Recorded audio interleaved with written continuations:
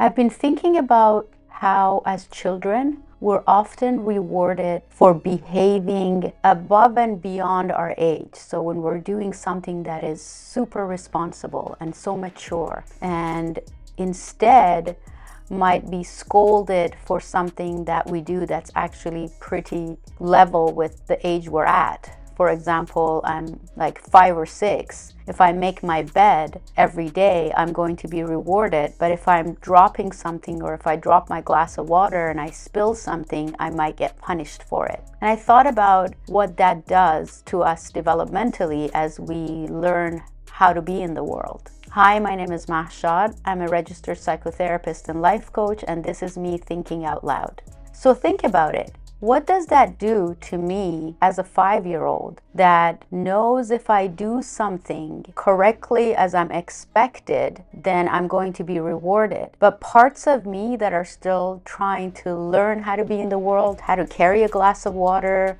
without spilling it, how to tie my shoes, how to not get stuff dirty when I'm playing, are going to start feeling judged, feeling like they're bad, feeling like they're not supposed to be around. They're not supposed to be part of us. Well, I think what happens then is that we start to put those aspects of us in hiding, and then we start training ourselves to behave as expected. So the recommendations, the metrics, the expectations that are from the outside dictate who we show to the world versus where we actually at, or how we actually feel, or even maybe we stop voicing what we really need in that moment.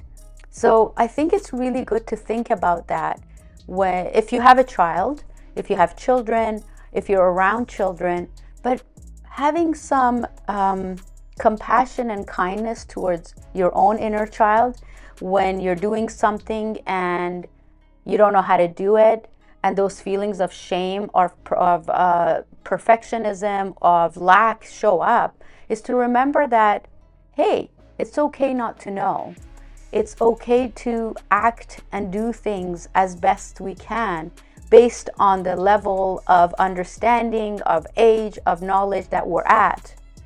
And instead, try to help ourselves or the children we have around us, or our children, learn what to do with those mistakes.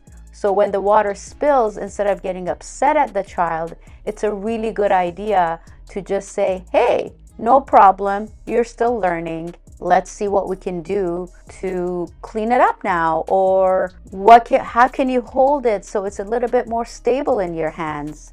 And I'm using that example as a metaphor. It's not really about the spilling of water, and I know most people don't get upset about their children spilling water. But it really comes down to how I feel, what shows up for me when I make some mistake or when I don't do something perfectly, and how I end up speaking to myself, scolding myself, judging myself for not knowing that, and instead maybe going, what went wrong? What can I do differently?